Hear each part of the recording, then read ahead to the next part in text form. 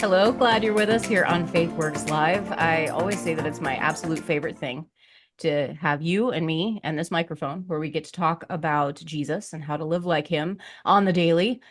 Certainly imperfectly. I've got a long way to go as far as that's concerned, but join me on this journey, will you? We'll laugh, we'll cry. It'll be a roller coaster of emotion and fun, but ultimately at the end, we'll, God willing, understand how to live out our faith in Christ. And if you're new to this whole spiritual like walk with Jesus thing, welcome. I'm so glad you're here. Let's talk a little bit more about what it looks like to live out our faith in this crazy old mixed up Romans 1 type of world. And we bring on all sorts of interesting guests that lend us insight in how to do that in different ways, because I believe that our faith guides everything that we do here on this earth, which makes sense. If there's a God who created everything, then he could be glorified in everything that is done right, goodly, in order. The good, the true, the beautiful, all of that shows glory to our Heavenly Father. And I think one of the things that I have been so grateful for over the last week, always, but over the last week especially, is the virtue of courage, the virtue of bravery, and the people, the men and the women right now, as we speak, as you're listening, that stand ready to protect us against forces of evil. Because that's the other thing I think we're all certain of right now. Evil is real. Evil is real, but so is the answer to it. And part of that answer are the men and women who stand in uniform in our country to protect us, who stand in the way and say, no, that we will protect what is innocent, what is good, what is true, the law, the justice in our land. And sometimes that means they leave our land and go to far-flung countries in order to protect us from those enemies. And I think that they deserve and merit our support. And they face so many things in that mission. Right now, I think there's no better time to talk about how we can support our armed service members and our veterans than right now. And on the line with us is John Thompson. He is leader of an organization called Salute to the Fallen. And I know he's got so much, they have an absolutely wonderful mission. I'm excited to introduce that to our audience. John, thanks for joining us. Yeah, I appreciate the invite. I was like, not every day I get to actually do podcast about faith and be honest about it. Well, welcome. The water's fine. Yeah. It's great to have you. Well, and we can talk about that a little bit too. I know that there's so many people. I don't know who's listening. That's a God appointment, no matter what. But if you're listening, then this is the exact moment that we need to focus on these things. It's a beautiful thing that the struggle that so many people feel, I think, in the armed forces. I see as the wife of an Army vet, is that there can be a lack of understanding, that if you haven't been there, you really don't know. You really don't understand what people are going through. And there's a lot of conversations right now swirling about empathy, sympathy, compassion, things like that. And we can get into that if you want. But I think if you could talk a little bit about why you're passionate about this mission and why this matters, so that my goal, part of my goal for the conversation, is to help people understand what this is like, what veterans, what families of service members are going through right now as they serve. So could we start with why this matters to you and why this organization is so important? Yeah. So to talk about why it matters to me actually explains why I created the organization. So I grew up in East Texas and come from a very long line of military family. Most of my family is military officers. We had a couple NCOs, and my uncle, who was someone I actually like looked up to. He was a very broken man from the military. He was 75th Ranger Regiment. He was a radio guy, jumped behind enemy lines. When I was 11, he took his life. He used the medication from the VA, and he wasn't willing to fight here anymore. He wasn't spiritual. He gave up everything when he got out of the military. He lost his identity and life fell apart. And so that led me into enlisting. Mm. Well, when I enlisted, I got to see firsthand, what war in third world countries, because I went to Iraq, Afghanistan, and seeing the culture shock. I grew up very Southern Baptist, Mm. And so going over there, for the longest time, I walked away from God when I was in the military because seeing the atrocities of the world, it was hard to think that there was anything else out there. Yeah. And when I got home, I struggled with readapting to civilian life, attempted suicide 5 times myself Mm. because of the trauma, survivor's guilt, moral injury, whatever you want to call it. And, funny story my wife likes to tell with that is we met in between deployments and we became friends because she wouldn't give me the time of day because she was a Christian and I was extremely broken. I drank all Mm. the time. I didn't have a care for life. Um, After I got out of the military and I struggled severely, I ended up back in Iowa and I reached out to her. Well, she wasn't supposed to respond. I was in a very dark place, didn't expect her to respond. And she tells everyone she prayed on it. And that's why she showed up. And Interesting. so, technically the joke is I pursued her for 6 years. And now we've been married for 9 and have 4 beautiful children. Oh, Well, wonderful. out of that, back in 2019, the VA made me very mad. And I'm more of, military guys, infantry guys. We're reactive. If you tick us off, we're going to find a way to do something about it. Mm. Some of them not the right way. Some of us we try to do it with a moral high ground. And so I created Salute to the Fallen to honor Iowa's fallen. Well, Mm. a month from that, I was notified of a suicide out of Cedar Rapids of a current guard soldier. It was Staff Sergeant Adam Sanders. Mm. So I went to the family's home. I was the first knock on their door. I sat down with them, talked with them. And then when I realized that, the VA is not doing stuff to help us, the government's not really doing anything to help guys. Suicide rates have only climbed. I felt a calling to do something to help guys like me. And so initially it was, we went from honoring them to doing the funerals, the escort, working with the families, making sure they're laid to rest with dignity and honor. Mm. And then over the last 3 years, we've also included trying to prevent it. And so the way we do that is I show up so there's 3 county radius where if a veteran's in crisis, firearm or not, I'll show up. I'll talk to them. I'll try to get them the help they need, get them into therapy, build them short-term, long-term goals. And then through that, it's through communication. They see Mm. that someone else out there that has no clue who they are cares enough to show up at their door at 1 a.m., 2 a.m., doesn't matter, and show up and get them the help and sit with them through the process. Mm. And so, that's why I do it. It matters. Our goal is to save lives. And I'm a realist, unfortunately. I would love to say that we're going to be able to prevent all the suicides, and that's just not going to happen. Mm. But what we can do is we work with the units, work with the families, is we're able to get in and start talking to the guys that are struggling. And so we may not be able to prevent them all, but we are lowering numbers. And so Mm. that's the biggest thing Salute does is we've kind of became the mental health side. The running joke with a lot of the current reserve and guard guys. And I hate the joke, but it's, when a suicide happens in the unit or one of the veterans that was with the unit, I'm I'm the one they call. And I go, Mm. well, what about the other resources? And they're like, well, you're kind of the guy to go for this. Mm. So I've kind of been picked up the nickname, the suicide guy. I'm the guy to Oh, go to. wow. And I'm like, well, What a loaded moniker. yeah.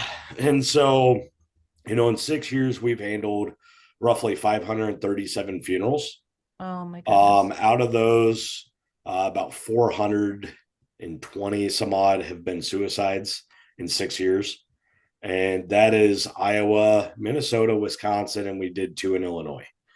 So when everyone thinks salute, they're like, oh, it's just Iowa.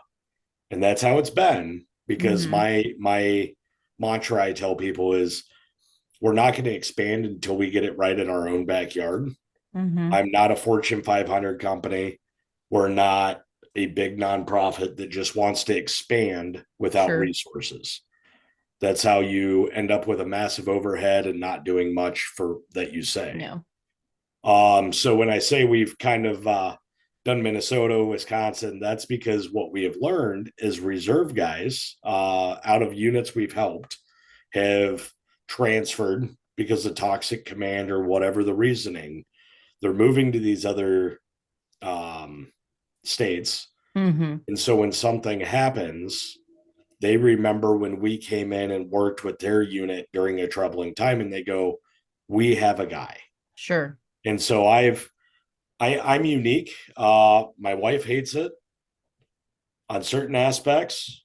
A lot of people say that there needs to be 20 of me, but I am very well known for, if I get a call, I will drop what I'm doing, figure out how to accomplish it. So, for instance, about 2 months ago, Camp Ripley, Minnesota, unit out of Mankato, Minnesota, their XO disappeared. Come to find out, Mm. he took his life. They didn't find him for 2 weeks. Oh, goodness. They were at annual training when they decided to host their stand down. Stand down is when mental health providers and stuff like that come in and talk to them. Mm-hmm. Well, the Army is really good at, if it's not broken, don't fix it. So they use the same old habits that are broken and don't work. Mm. And so when I got the call, I reached out to numerous groups in that area to see if anyone does what I do, goes in, talks to the units, sits down with them, has one-on-ones, tries to figure out how to build these relationships and limit the mental health side. Yeah. Well, after 6 hours of searching, I came up empty-handed. And so I talked with my wife. My wife's the athletic trainer at Xavier High School. Mm. And so when she got home 7 p.m. at night, I said, hey, here's what's going on. I need to leave. I'm heading to Camp Ripley, Minnesota. It's 6.5 hour drive one way. Oh. So I loaded the vehicle. I waited till the kids were in bed so I could pray for them, all that. And then I drove 6.5 hours, got up there at 3 in the morning, slept 2 hours, went over to the base, hosted the stand down, left there, and drove all the way back home. Wow. And so that's one of the things I'm well known for is if it's an emergency and they need someone, because even if I don't know any of them, Mm-hmm. someone that cares and shows the heart of why this matters, which it takes a unique heart. You're going to have some type of higher faith because it's extremely hard to deal with these situations. Yeah. Um, but that's why I do what I do. To date, we have worked with, like I said, all the funerals wise. So we work with hundreds of families across the state. Still, we work with almost every single Guard and Reserve unit in the state of Iowa, and then on top of that, numerous veterans. Mm. Well, through that process, we have been able to successfully track and save the life over 200 current members and over 300 veterans by the way we handle the mental health side, because we don't come in and be condescending.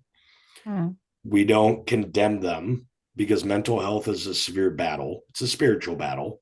Right. So we don't condemn them. We come in. I'm honest with them right off the bat. I don't have all the answers, but let me get you to where I am.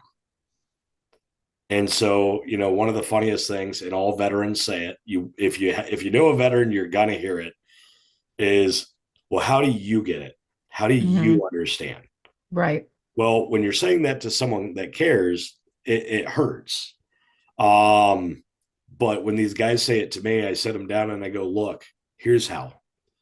And they go, well, how are you doing this and it doesn't affect you? And I'm like, well, never said it doesn't affect me, Mm. but I have a strong group of guys I'm able to go talk to. None of them are military. it's taken time to realize that we have to mend the gap, well, mend the bridge and fix the gaps between civilian and military. So the guys I go to are all guys from my church. Mm, They don't understand the war side, but they understand the spiritual side. yeah. And so I go to them, and then I also have therapy, and but it takes a lot to be able to do these things. And I try to explain that to the soldiers of, I work with a couple chaplains in the guard. My favorite, and I'll throw it out there, he is my all-time favorite, is Chaplain Tim Hadley. He's Mm, with the 133rd HHC. Right now, he's deployed to the Middle East, but he is one of those that no matter the circumstances, you will not hear him complain if it affects him. But he has the love and the courage to get in trouble to go forward and help the soldiers mm, because that is his job. And it has led numerous soldiers during this deployment so far to Christ. And mm. so, that's all the different aspects that led me into this. And one of the things I try to tell people, and that's why I'm glad I'm on this show, is, being a 501, the government gets mad when you mix things. Eh. But what I'm able to tell people when they go, what saved you? Or they blame my wife for me Mm. still being here. And I'm like, don't get me wrong. My wife's a lovely lady. She's very God fearing.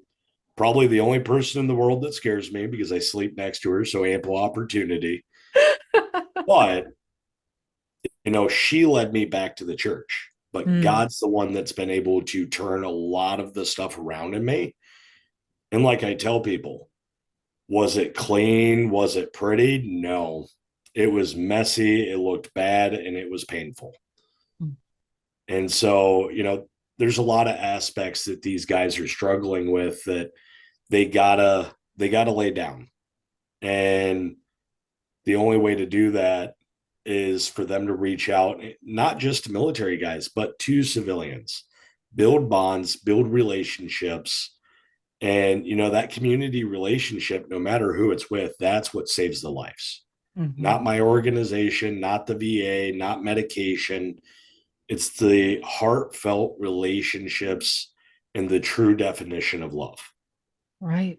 Well, and I think that's what, especially for those of us in the church, that should be what we're best at. Like that should be our calling card is how to lead with love. But I also think that sometimes we misdefine love. And we think We that it has to be a warm and fuzzy feeling all the time, or it has to look pretty and it has to come with flowers. It has to, all those things. It looks different to different in different right. situations. But sometimes it's nasty, it's messy, it's getting down in the dirt, in the mud and the pit with people who are suffering and Yep. being willing to serve in that way. And ultimately, that's very Christ-like, actually, because that's exactly what Jesus like. Imagine leaving the pristine, holy halls of heaven and just coming to earth in the first place, so that you have to walk on dirty ground and you have to be subject to all of the frailties of humanity. That in the smells alone, man, like that is a humbling experience. But he did it out of love, not to say nothing of the eventual destination of the cross to defeat death itself. Like that takes humility,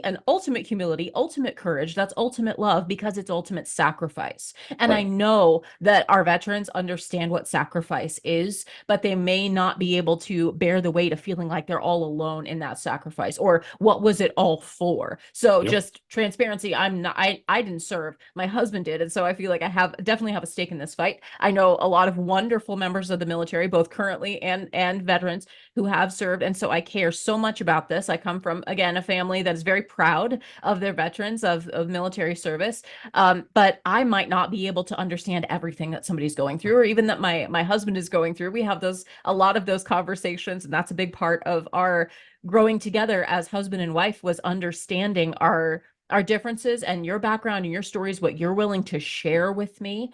And I think sometimes they try to protect the people that they love and not go too deep into it and just say, well, you won't understand. But in the process, that can put up a wall where you're creating that loneliness and that isolation. And that's where the enemy of our souls works the Yep. most. I think building relation, like the slogan is God created us for relationship. And I believe that he did. But that also means that the devil our enemy uses those tools to say, well, you're all alone. Nobody would understand. You're uniquely bad or broken or all those things. And that prevents us. That isolation can be a real tool of the enemy to try to separate, to isolate, to stop any healing that might take place. And what I'm hearing you say in describing this is that building those relationships is so key, but we also have to fight against sometimes what struggling people believe is that they're protecting the folks that they love, but they're also not able to be healed because we're trying to reach out. So I wonder if you can talk a little bit more about building that bridge, even for people who have not been, like you said, you have brothers and mentors and friends that are able to speak into your life, even if they haven't been exactly where you are, because they understand on a different level, on a spiritual level, and that they genuinely care about you. So I wonder if you could speak a little bit more about that bridging of the gap and building the relationship. Yeah. So I brought up the guys I go to. I'm in a very unique church. The first time I went, I'll be honest, I was like, wait, where's my tennis shoe and robe? Like, I thought it was cold.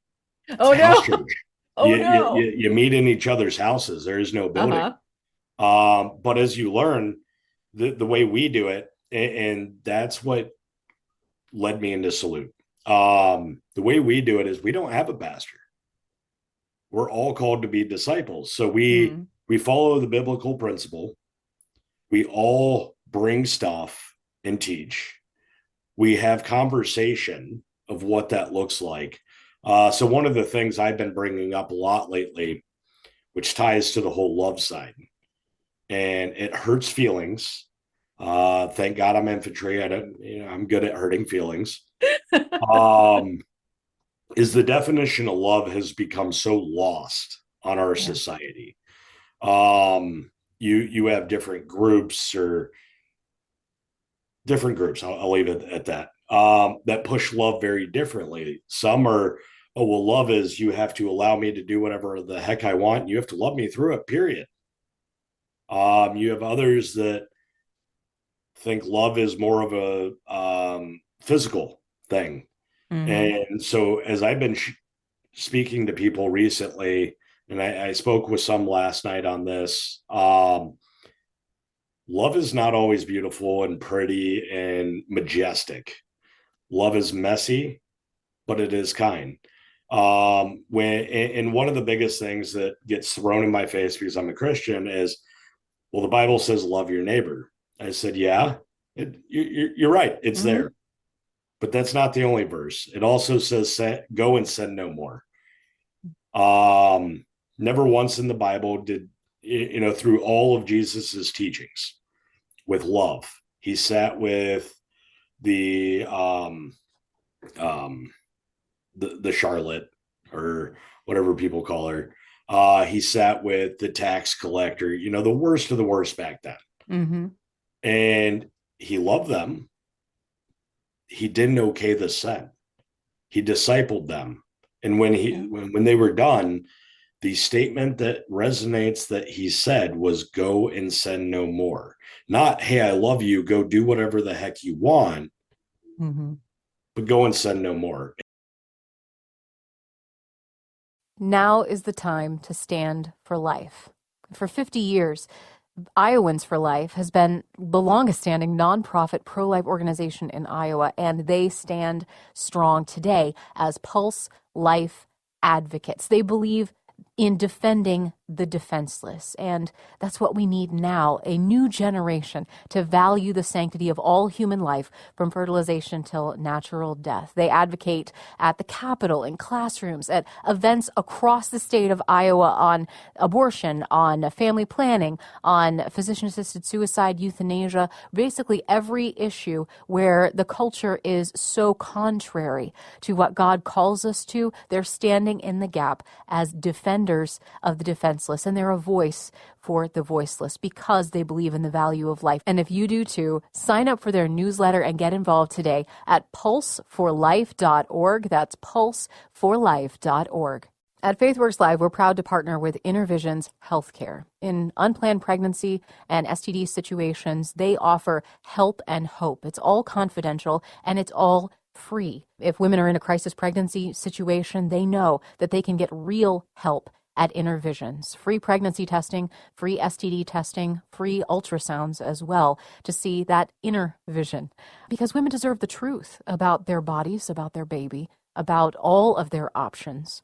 And if a woman has gone down the road of seeking abortion through medication and she regrets that decision, InnerVisions also offers abortion pill reversal procedure, which is a life-saving, miraculous option to have right here in our own community. InnerVisions Healthcare, well worth supporting, providing those free services to women in crisis pregnancy. You can call them 24 hours a day at 515-440-2273. That's 515-440-2273. So for veterans, military, and the civilian populace, the way we should be showing love, and I'm not perfect. I will admit that, and I don't know anyone that is. The only one that is in heaven. So I think the best way we show it is showing up.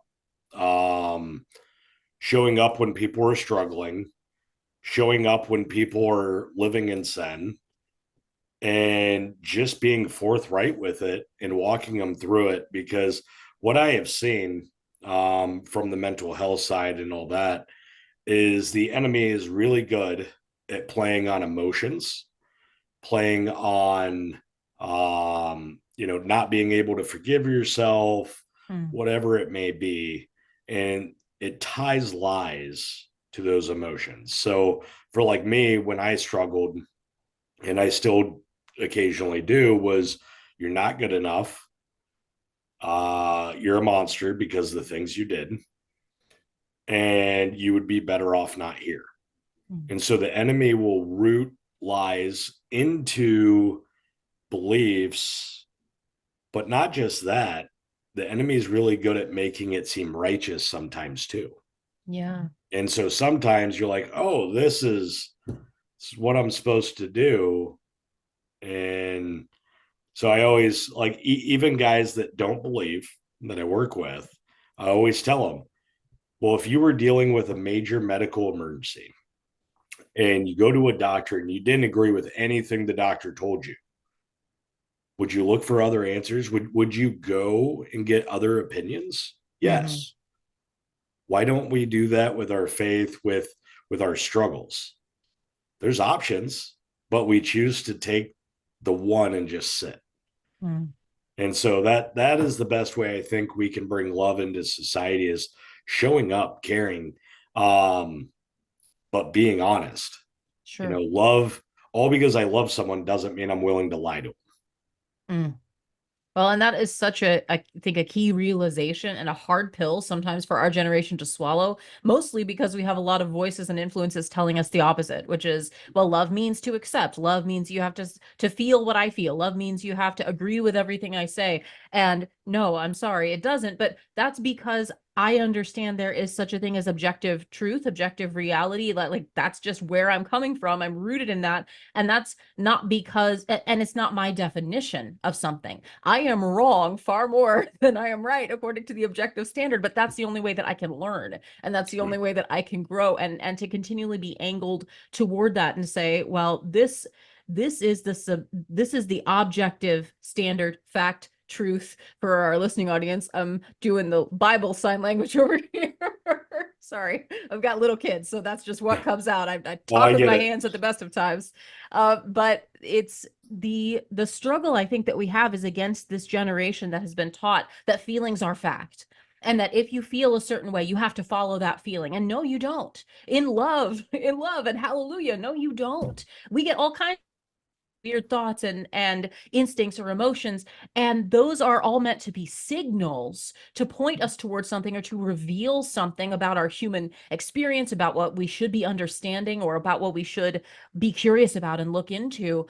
They're coming from somewhere, sure, but they are not all true. More often than not, they are not truth. But if you don't even understand or search for the truth or think that the truth is your friend, then I understand why it can feel so heavy that you just can't escape the feelings if that's the thing that rings loudest to you and you don't have an anchor that's tethering you to something else. And even if you know those things intellectually in your head, it can be really hard to then put those together in your experience. Like, if this is true, then I've done something horrible. Or if this is true, then how can I forgive myself? And that is where grace and forgiveness comes in. If that is also true, like, yes, the God that laid down the moral law is absolute. He is holy. We are far from it. And then the person of Jesus Christ enters the chat. He's the one that enters and changes everything because of Jesus. So I understand why people who might be coming from a completely different, just like not aware of God or not, don't think he likes them, to then say, well, how can I get over this horrible thing or this part of my past or this, how broken I am?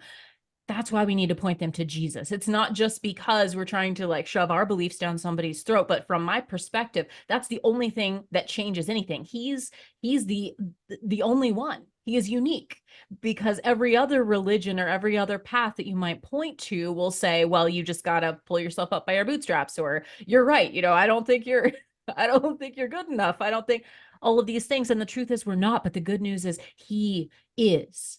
He is worthy where we are not. And so, just like going off on my own little soapbox there, I probably sound taller for a second because I got up on my soapbox. But this is like, that's where I think specifically for Christians, I'm speaking to my brothers and sisters, this is why we need to be unafraid and to be courageous to lead with what we know is true, because there's unique healing there. There's unique salvation there in no other name than Jesus. Sometimes we're afraid to be so bold about our faith because we're afraid of how the other person will receive it. And I understand we need to be wise and we need to be discerning about how we speak with people in pain. But I think if you're able to build that bridge of relationship, which, John, I know is what you lead with, that could be very key. Yeah, and it's led into some great friendships, and it's led guys into healing. And so through relationships, which it's kind of funny that that's what I'm so big on now, is when I first started going back to church, when I first started getting help myself, I was just as bad as a lot of these guys. I did not want to be around people. I didn't like people. Having relationship, like friends, everyone was acquaintance. I never use the word friend. And so when someone else said it, I was like, oh, you like to throw that term around loosely, don't you? But over healing, because I had to go through my own healing at the same time as trying to help others, because I'm hard-headed and I had to do it the hard way. It's led into some really good breakthroughs. So, yeah. And I think about that. You said hard-headed, and I can think of a few apostles where that description comes to mind. And Jesus chose those. Jesus chose those guys. And sometimes I look at myself in the reflection and I think, oh, Lord, really? this is, you want a part of this? And he's like, no, I want all of it. So we're going to be just like, you're a new creation in Christ. It can be hard to understand, hard to let go of the old habits as a new creation. But there you go. And by his grace, we're able to be healed. I think that's such an important word. And healing is not for sissies. Healing is not for cowards, because a lot of our happy, good news types of words like love and healing and relationship and all of that have a connotation of being kind of, sunshine, frilly rainbows, and therefore at odds when you've seen the ugliness of the real world. Like, okay, that's great for you, but you don't know. You don't know what I've seen. You don't understand. And while I may not have had all of those experiences, I have seen death in the face. Like, I've seen the struggles that people go through. I've experienced some of them, and yours may be different than mine. But because of that, in those broken places, I really do care. I really do want better for you, my friend. I want better for the people who are struggling. And so I think God gives us those tough things. There's always that question, why do bad things happen to good people? And the response from, I think it was R.C. Sproul, said that only happened once, and he volunteered. Yep. because there's been one that qualified for that moniker, but understanding that yes, times can be very tough. Trials, definitely, suffering, pain, death, all of those things are real, and they're not meant to be things that we carry alone. It was not meant for the world to be this way, and that's why, sin is such a scourge, and that's why we have to fight against it and fight against death. But ultimately, Jesus came to bring life, an abundant life. So yes, the feeling that this isn't right is correct. It's not meant to be this way, but we're also not meant to carry those types of things alone. And I think every one of us can understand that if we're aware, we can connect with people who are also suffering, but we have to get past our fear of the messy, of the broken, of insufficiency, of not feeling like it's good enough, of saying the wrong thing. Even if we just show up, is that enough? A friend of mine used to say, you suit up and show up. When there's a friend in need, you got to do those things. Don't be so worried about what you have to say or the right words, but just to be there is a good first step. Is that how you see it? And what would you tell people that know that there's somebody that's coming to mind in this conversation? So a face and a name, and you think, I really think that they're struggling. Is there a way, they're in my life for a reason. I care about them. How can I effectively be there and reach out to them? So, I mean, exactly. Showing up is the massive first step. If no one shows up, it normally ends in a way that everyone regrets. Mm. The individual doesn't come back. As I try to explain to kids, it's not a video game. There's no respawn. If nobody shows up, they fight whatever demons from whether it's overseas or here at home alone. And as I explained to a lot of the guys, and this is when I'm working with someone, the way I explain it is when we were overseas, we didn't fight the enemy individually. It wasn't one of us versus 300 of them. Right.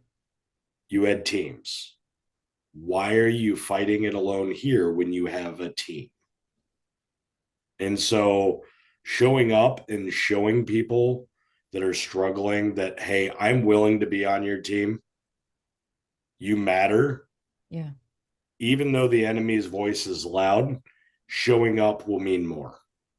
You may be able to save that life.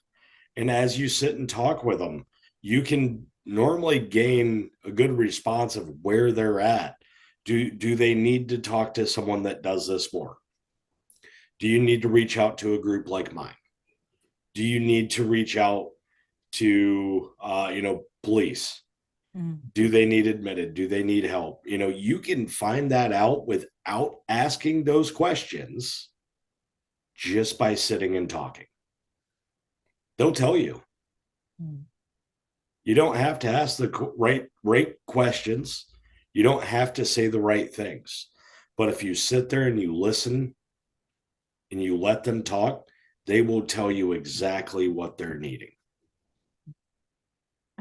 There is no coincidence that this is happening at a time when we are more isolated, more divided, more just lonely and unmoored, like untethered. That's the image that keeps coming to mind, is that we're lost at sea. So many of us are like these little individual boats that aren't anchored to something solid. And so when the storms come up, because they always do, I mean, what would you expect if you're not tied to something solid that you can trust that won't move on you? Which of course brings up the biblical image of God being our solid rock, our foundation, the shelter in the time of storm, as David says. Again, a man who's a warrior, who knows all of these struggles that we're describing here. And he described God as his rock over and over again. And that's what, when I get twisted around by the storms of life, that's where I keep coming back to, is the rock, the thing I know will not change, will not move, will always be there to steady me in the chaos of this life. And I'm thinking, as you're speaking, John, what an important mission this is, what an important ministry this is. We are, as we're speaking together, and you've got some events coming up as well, so don't let me forget about that. We'll make sure to talk about how people can help as well. But we are recording this about a little less than a week from the I hate to say it, the shot heard around the world, like the assassination of a young Christian voice in our culture, a very effective one in our generation, Charlie Kirk. I don't know how anybody could escape this. It's international news. And the outpouring of reaction, both, I would say, from the sublime to the ridiculous, from the love to the hate. We've seen the full spectrum of human character, human emotion involved in all of this. And I know that many people are grieving this loss. And I mean, I certainly am. And the struggle on how to process all of this, this type of loss. You've seen this type of loss before. And I wonder if you could just speak to the people that are grieving this right now. And I know this impacts you and your thoughts on this personally. But as a nation, there's so many different levels on which we grieve. And I'm increasingly concerned about, that's not a strong enough word. I'm scared for where our country is. And the people that celebrate death, don't they don't know.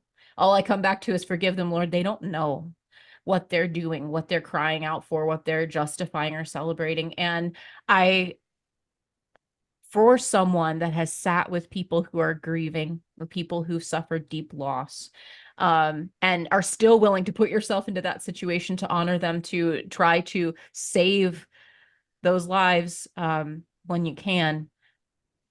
I wonder if you could just share some of your thoughts and speak to the people that are reeling from this and are concerned about what that means for our country. Yeah. So, fun fact, I actually met Charlie Kirk last year at the Republican National Convention. I was invited up because I was one of the Republican candidates in Iowa running against a transgender city council member. And I remember meeting Charlie up there. He spoke a couple blocks from the main event building. They had this long, like, ped mall kind of setup where they had food and different speakers and music. And it was the first time I actually truly listened to him, because I've seen his videos for years, but I listened to him speak, and the way he talked to people. And let's be honest, at the Republican National Convention, there wasn't much debate. It was just speaking. Yeah. But I got to listen to him. And the way he spoke struck a chord in me, because the way he spoke was very biblical. People didn't.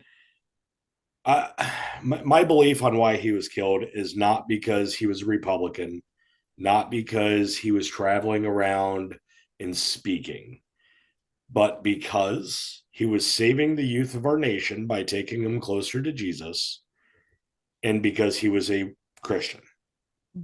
That is what the other side hates so bad that led to this. How do you deal with that pain?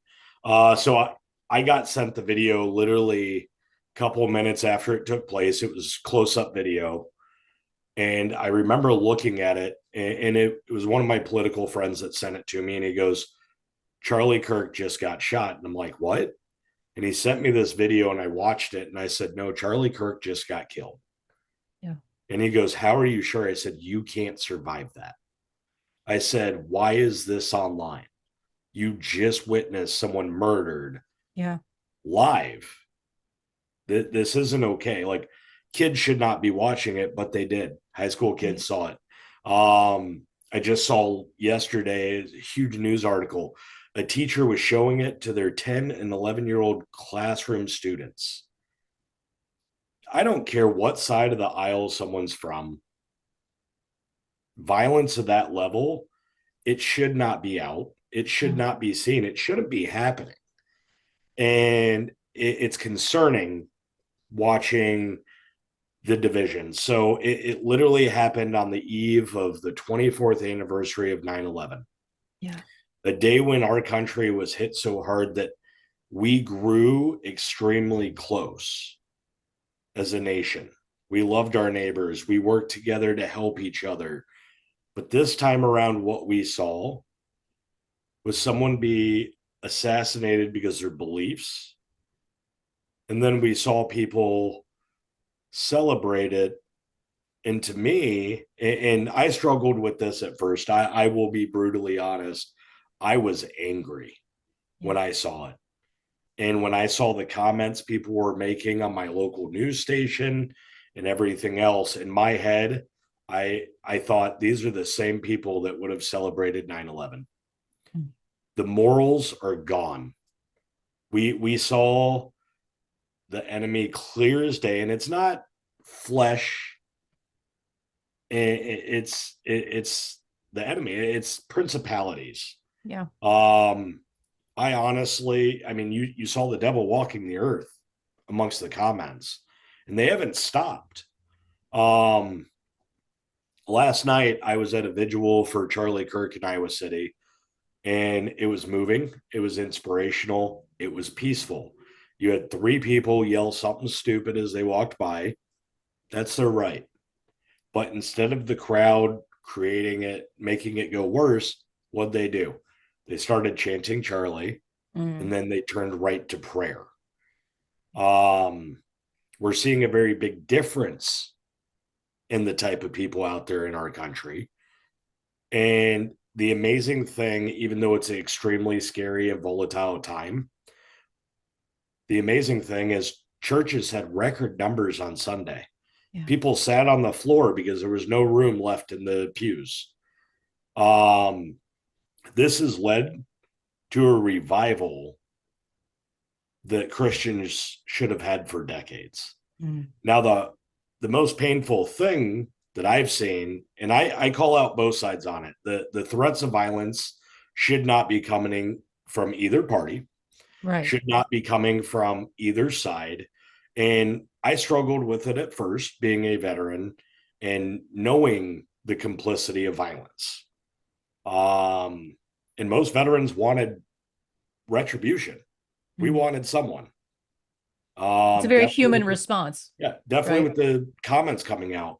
And it took until yesterday's vigil for me to see, I think there was probably 1,100 people there, but seeing college kids worship in a park in public at the University of Iowa, of all places. Yeah. To worship and praise to Jesus, but at the same time honoring a man that tried to do that and died for his beliefs. That set me back. You know, I had to step back and go, why is my heart so hard on this? And so what someone like me have to do on that? I had to turn to prayer. I had to talk to the other guys in my church and be like, hey, am I the only one feeling this? And I'm not, but I have that military side where, you know, you kill one of us, we kill everyone in the building. Yeah. It's the trained response too. Yeah. Like we want, I mean, instantly we want repercussions.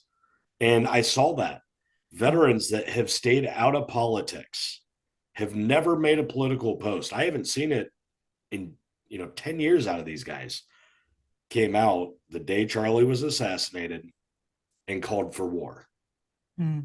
And I struggled with that because the Christian side of me is like, whoa, no. Sure. But the military side was like, you're not wrong. But it took time. It took prayer. For the people struggling with the loss, it's a real loss. Whether you met them or not, it's a loss because it's a loss to our faith. It was uncalled for. He left behind two beautiful children and a wife because of his speech. And that's not okay. And if you saw the videos, hate to tell you, that's even harder because what you just saw is a small glimpse of what soldiers overseas dealt with. And so a lot of the veterans that saw this, it brought very dark stuff back that they've pushed away. So how do we deal with this? It's not easy. Go to prayer, go to other like-minded people and talk, but also don't push the violence because we are called to be Christ-like. That's nonviolent. We can speak our mind and speak biblical facts, And that's going to hurt feelings, let's be honest. But not once did Jesus ever call for violence. Even when the Romans captured him and killed him, he did not call for violence. He said, God, forgive them, for they don't know what they did, pretty much. So why are we as humans, even though it's natural as a human to be angry and have these emotions, why are we stepping out of what Jesus would have done? If he's willing to do that when he's the one being killed, why for the ones that never met him and why for the ones that did, why is it so easy to go right along with what the enemy wants and create a dark, dark place? We're already there in America. I am very worried that I'm raising 4 little kids in this society. But the way we fix that is we shine light. But through that, you have to be like Charlie.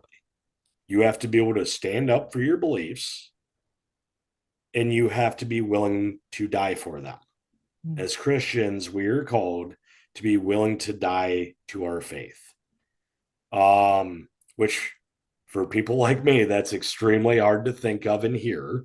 And I still struggle with it because guys at church, you talk biblically of turn the cheek. I don't know a veteran willing to turn the cheek. You smack me, you're gonna get hurt. It's just how it is. Sure. And then, of course, you have me, who I'm very big on Old Testament and New. Right. But it's all scripture. Like I tell people, I was like, God was with David when he killed Goliath. Not all the time will Christianity be pretty, but I this may offend some people on both sides, even amongst people like us. God's not calling for war. He's not through this. What he's calling for is the lost to find him, for people to understand our mistakes, and for the violence to stop. And for that to happen, both sides have to quit pushing the rhetoric. I've heard people go, well, the left's done it for years. You're not wrong. I've heard other people say the right's done it for years. You're still not wrong. They're politicians. What do you expect? The sickening thing, though, is through this, we have candidates running right now in Iowa that after this took place are still pushing hate and division. One of the candidates in the 3rd district, quote unquote, just said, when they go high, go low, and knee them in the face. Why? Why can't we all go high? Why can't we all get along? We don't have to agree with each other. That's the beautiful thing about America. My beliefs do not have to be yours. That is what soldiers fought and died for. But with my beliefs, I also don't have to play pretend and make believe because of your feelings. My job is to tell the facts and biblical truths. If that offends you, I'm sorry. But that is how I love you, is being honest. Yeah, we have to love people enough to tell them the truth. And I think ultimately that's been the biggest line in the sand. That's the biggest battle cry that you can have, if you want to use that as a metaphor, just to say, I'm going to tell you the truth. Although it costs me my life. I was mentioning the difference between Jesus and all other paths, and that's basically the difference. All other ways try to use force, try to use violence to try to impress upon you to get you to think like me or get you to submit to me or my way of thinking. And the Christ way is different it's shockingly different, radically different in this. They say, I'm willing to tell you the truth, even though it costs me my life. I'm willing to stand for him, even though I have to lay my life down, and accepting that and understanding that in the same way that Jesus laid his life down for all of us, that we may be called to make that same sacrifice. We haven't been, I mean, in 21st century America, but Christians all around the world. And I've seen this point brought up as well, that the church is being persecuted and has been for 2,000 years. And so this isn't new. I think for all of us, it's shocking because America has been such a beacon of hope and such a bastion of freedom for such a long time that we haven't had to face these types of sacrifices or situations. Not most of us haven't. And if we do, my prayer is that if and when I do, that I will be courageous for Christ and I will love my enemy. And I think lots of us struggle with one of two kind of balancing acts. Some of us are very non-confrontational and they're like, well, I just want to love everyone and I want to get along. And I think with love, it's time for you to get a backbone, my friend. Like with love, it is time to figure out what are your non-negotiables? Like, what are you willing to stand up for? What matters to you even more? If you lost everything, what would you be willing to give up? What's that thing? And for Christians, it has to be the cross. It has to be Jesus. It has to be the gospel. And I would also say, our families are well worth defending. The innocent are well worth defending. And the values that are embodied in our America's founding of freedom for human flourishing, to serve our God, every human being made in the image of God, in equal worth and dignity. Those principles are well worth defending. But then on the other side, for those of us who are, not afraid of conflict, who are willing to step in and be like, well, here's what you need to know, John the Baptist sandwich boards in the town square, that type of people, you are my type of people. But some of us have to learn how to deliver a word gently, how to be willing to sit with those who are hurting and understand if they're lashing out, it's not a personal thing, to not take it personally, to not be offended, to not rush in to be like, well, here's the right answer, but to be willing to maybe take offense for the cause of Christ and say, I can forgive you. I can love you. I can see people the way that Jesus sees them, to try to be humble, that it's not about me, it's really about him. That when they're insulting you or making life difficult for you or persecuting you, to say, thank you for this opportunity, Lord, to serve you. Thank you for this moment. Help me to love my enemies. Help me to pray for my enemies and honor you when it gets difficult. I don't know, what side, if you're listening, which side you may fall on, or maybe there's a third way that I haven't discovered. I've just, I'm realizing a lot more that one of us, typically, whatever word that is the hardest for us to hear is the one that we need most. So just take that for whatever it's worth. John, I really appreciate your candor. I appreciate how your heart for service and how willing you are when people are broken, when they're at their most vulnerable, their most messy, that you're willing to be their true friend and their true brother, even if you don't know them, to reach out in that way and to be there for them. I think that is the image of Christ. That was one of the Billy Graham sayings that I always liked the best, is he said, imitating Christ means opening a door to friendship. And you've confessed that's difficult for you. That can be difficult for a lot of us, to truly be a friend to someone when they are in most need. Like, that is Jesus. That's who he is. So thank you for that, for everything that you've done, for all that you do. I know we just scratched the surface of everything that Salute to the Fallen does. I also know you're a super busy guy. So before we end this, can we talk a little bit about some of the upcoming things that the organization is doing, and then ways that people can get involved? Yeah. So, as you heard by the phone call I just had a little bit ago, we are escorting the Global War on Terror wall for the American Legion out of Solon, down here between Cedar Rapids and Iowa City. This Thursday, we will be meeting at the Armory in Davenport on Kimberly Road and escorting it from there to Solon, Iowa. All vehicles, motorcycles are welcome to participate if they would like. It's no charge. It's mainly the honor of being able to escort all these names. Definitely anyone that served since 2001, or since Beirut bombings. So you have the Gulf War, Beirut bombings, OIF, OEF, withdrawal of Afghanistan, 9/11. All the names are there. And with how divisive our country is right now, and how much we have forgotten the pain of 9/11. How cool is that to get to escort those names? Mm-hmm. You know, and something I've always told people is because political sides like to push boundaries and start stuff with each other. And, I hate to tell you, veterans, military, these guys that served overseas, they may not be the same as you, but we didn't care if you were black, blue, purple, green, what side of the aisle you stood for, what your faith or values were. They went, they swore an oath, they died protecting the values of this nation and what they thought was right. Mm-hmm. And so now we get the honor to escort their names across state lines to Solon, where it's going to be set up for 4 days so people can come out and honor not just Iowans, but everyone that gave their life. Yeah. So we have that event on Thursday, the escort. We're hoping to get as many people as possible. I know it's a work day. I heard half of the people listening are sick, so they'll be there. No, I'm kidding. But then the biggest event we have coming up, and this is one where, I talk about, I'll call you back. State Rep Eddie Andrews, He's a good guy. governor candidate. So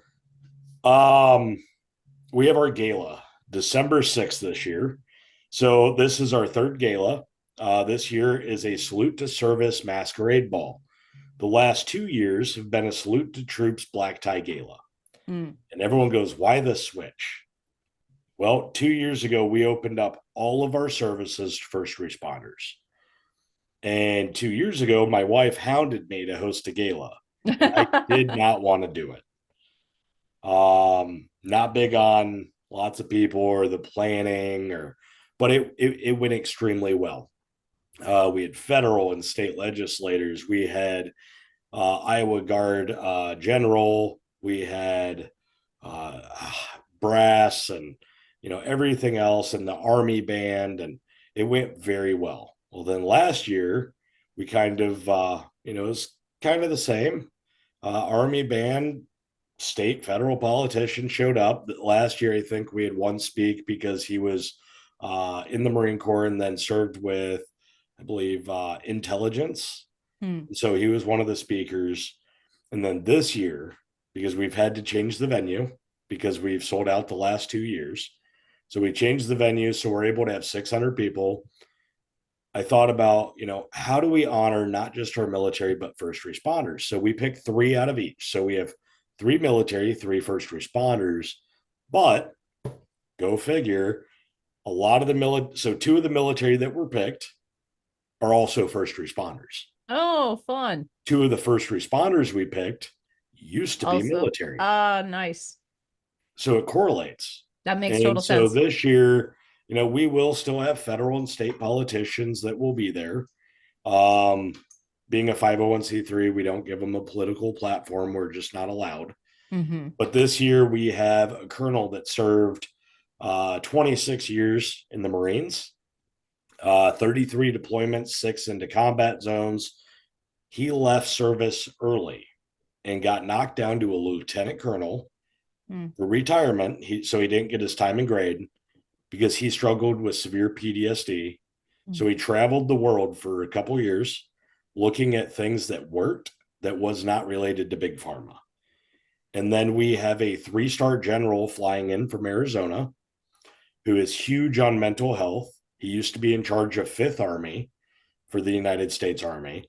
So he's going to be the highest ranking military official in the state of Iowa for 2 days. And then we have, we're working on a police chief, a Medal of Honor recipient. Sounds like all the ones we're working on are coming, but I don't want to release who they are yet. Sure. But that's our biggest event of the year. And it's also our biggest fundraiser. So tickets are $125 for that event. You can go on salutetothefallen.org. Literally on the main page, we have a countdown timer. You can either buy tickets, you could buy a table, or you could sponsor the event. So it's all right there at that link. This year's going to be all about service and sacrifice.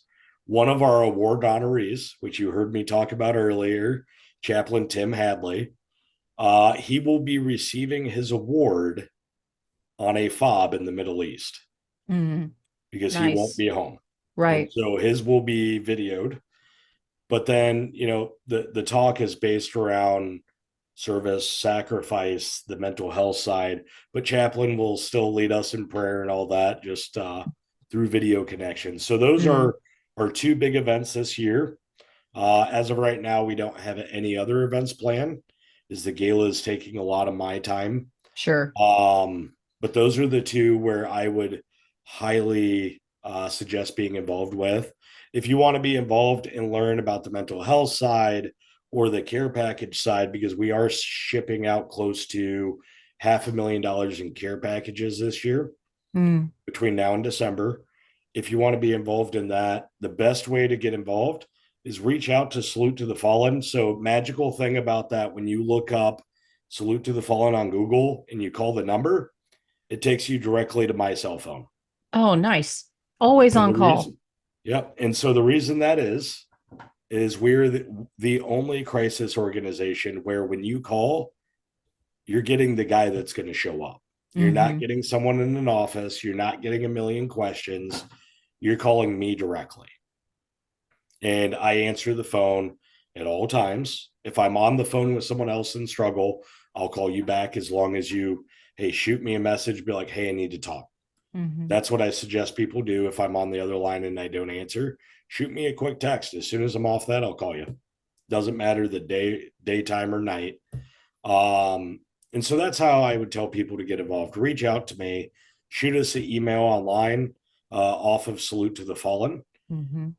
fallen.org. And that's the best way to get involved. People ask, Okay. one of the biggest questions we get asked, where's your funding come from? I'm proud to say I don't take federal or state funding, because I'm not going to be dictated on what I can and can't say or do. Hmm. Um, as you talked about, we have a lot of men and women deployed right now. And there was some issues we had pre-deployment during pre-mobilization. And I called it out after talking with numerous people and finding out the facts. I called it out. That did not make friends. Mm, But that's my job. Like I tell everyone, my job is one, I work for the soldiers. Two, I work for the families. I don't work for the state. I don't work for the Department of War. I don't work for the government. I work for the ones that matter. hmm. I just so happen to know the others. Yeah. So, Well, and I think that in itself, I mean, that is such a gift that you're giving everyone, John. I don't know if you see it that way, but the fact that you are willing to be personally available and be like, yeah, if you call me, I'm the guy that's going to show up. I'm the guy that's going to be there. That is a gift that not meant that gift of presence. Not many of us are willing to offer. I think there's sometimes folks would be like, I'll just let someone else handle that. Thank you. I'll all forward the this. time. And I mean, to be one-on-one and say, yes, I'm willing to, that's the gift of yourself and of your presence and your heart. And it like, that's just so impressive, brother. I really appreciate that. And the mission is something I can wholeheartedly endorse and believe in. I will put the quick links to the website, like you mentioned, so that people can find out more about how to get involved, more about the gala that's coming up. And if you are local and you're in the area and able to show up to help with that escort coming up this week, that would be a wonderful way. Again, honor to whom honor is due. These are biblical principles that I think maybe we sort of just kind of we're swimming in it all the time in America. Like if you're in a traditional American values, a lot of those are biblical principles. I dare say pretty much all of them are biblical principles. And I think we take that for granted and have for so long. I don't think we can do that anymore. I think if we're saying we live out our faith, then we need to be the ones who are intentional. We need to be different. We need to be intentional about being courageous, being willing to sacrifice, being willing to just show up, because it doesn't always have to be this grand dramatic kind of life or death scenario. It can just be, I was really looking forward to a quiet night at home, but I know my friend is struggling, so I'm willing to sacrifice some of my free time or the movie I was going to see to go sit with them and talk with them, to go invite them out for a coffee or for a pizza or for whatever, and just hear what's on their heart. that's an act of love in and of itself. And that's how you're living your life, John. I really appreciate hearing your story, learning about your mission, and sharing this far and wide to everyone who cares about this mission in the same way. Thank you for stepping up, for stepping into the gap and creating something that didn't already exist, for doing it so well, for being that trusted friend for people in true need. So I'm sure that's enough flowers, because it's probably making you uncomfortable right now. Yeah. I can see it. I can see it. Well, brother, you're doing a good thing. You're doing a good thing in a good way. So thank you for that. Commendation is all yours. And I will help people to find out more about you, to get connected with you. Visit salutetothefallen.org, and help partner with their mission. Thank you, sir. Yeah, and then one of the big ones is find us on Facebook. That's where I do all my updates. Oh, sure. Okay. Social So, media then. See, yep. we can use it for good. We can Yep. use it for good to connect with each other. And it's all about pushing out the message and making the main thing, connecting with real people and offering real help. And that's what you're doing. John Thompson from Salute to the Fallen. Again, links are down below, salutetothefallen.org. Thank you for listening. Thank you for caring about this conversation, for caring about the men and women who are serving our country, who have laid everything out there, being willing to make the ultimate sacrifice, and then coming home and feeling disconnected, feeling isolated, feeling in need of a true friend. That is, like I said, that is emulating Christ, is being willing to be a friend to those who need a friend most. So I wholeheartedly support this mission, and I invite all of you to prayerfully get involved. And if you're listening to us across the country, across the world, there are ways that you can get involved and reach out to those who are broken in your lives as well. I think we have to be available. We have to have our eyes and our heart open to see them, to not be too busy, to not fall into that trap, but to be willing to be there for those who are who God has placed in our lives for just this moment. You can be the friend that is so needed, and you can reach out. That is being the image of Christ, which is part of our mission. We are here to serve God, to love people, and to live free here on Faith Works Live. So until next time, God willing, let's follow that mission. Be willing to reach out and be Jesus. Be the light where you are. Thanks for joining us. Thank you.